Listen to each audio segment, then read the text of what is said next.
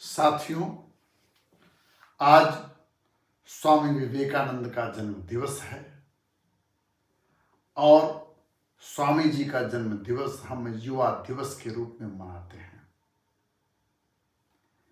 हम देखते हैं कि स्वामी विवेकानंद के जन्म दिवस को हम क्यों युवा दिवस के रूप में मनाते हैं और किस तरह से स्वामी विवेकानंद युवाओं के प्रेरणा पुंज के रूप में सामने आते हैं। स्वामी विवेकानंद जी कहते हैं कि भारत मेरे बचपन का झूला, जवानी की फुलवारी और बुढ़ापे की काशी है।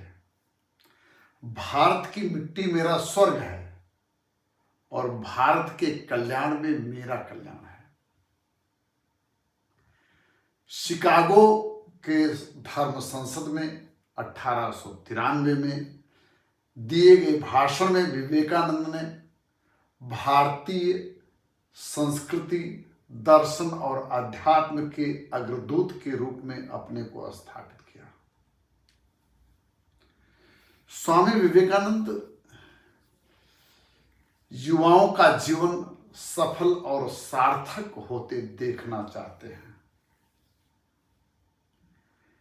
जिससे युवाओं की बुद्धि, हृदय और आत्मा का पोषण और विकास होता रहे। स्वामी जी ने युवाओं के शारीरिक, बौद्धिक, सामाजिक और आध्यात्मिक इन चतुर्मुखी विकास पर जोर दिया और इस चतुर्मुखी विकास के लिए ही उन्होंने रामकृष्ण मिशन की स्थापना की, जिसमें इन चारों पहलुओं को स्वामी जी ने समेटा। शारीरिक सौष्ठव के लिए स्वामी विवेकानंद कहते हैं कि जो सन्यासी बढ़ा हुआ पेट, उभरा हुआ पेट और पिचका हुआ ग्याल लिए हुए है, वह क्या लोगों के कल्याण की बात करेगा।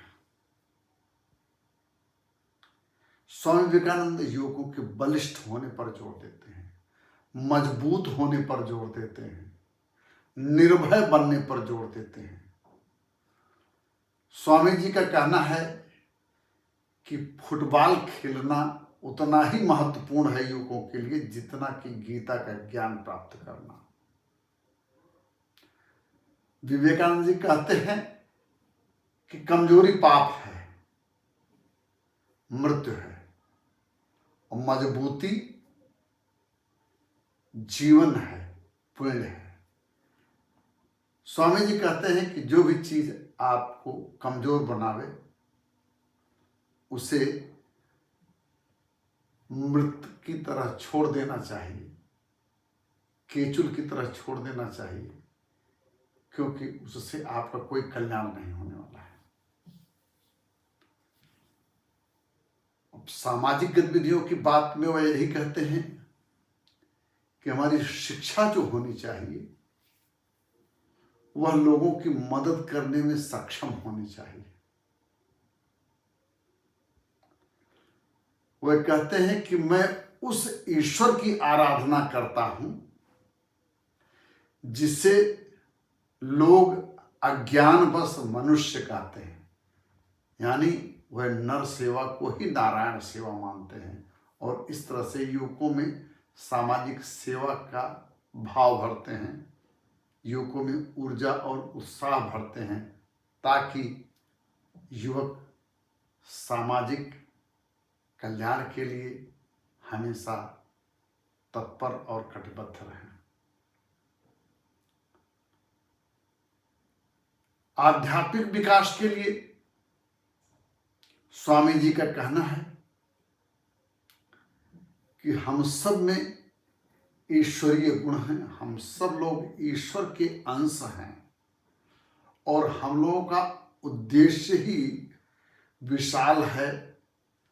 हमें प्रेय की प्राप्ति नहीं, श्रेय की प्राप्ति करनी चाहिए। यानी प्रिय चीजों की प्राप्ति से ज्यादा श्रेयस्कर चीजों की प्राप्ति पर जोर देना चाहिए। और उपनिषदों को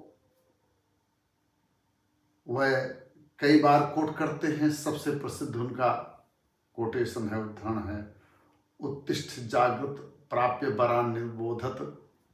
उठिए, जागिए और तब तक चलते रहिए जब तक श्रेयस्कर चीजें आपको प्राप्त न हो जाए।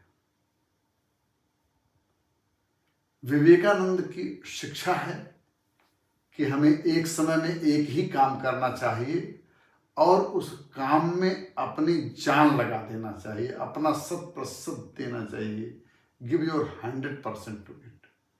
तो इसलिए सफलता, सुफलता और सार्थकता के लिए लक्ष्य चुनना और उस लक्ष्य में अपना 100% लगा देना महत्वपूर्ण बताते हैं।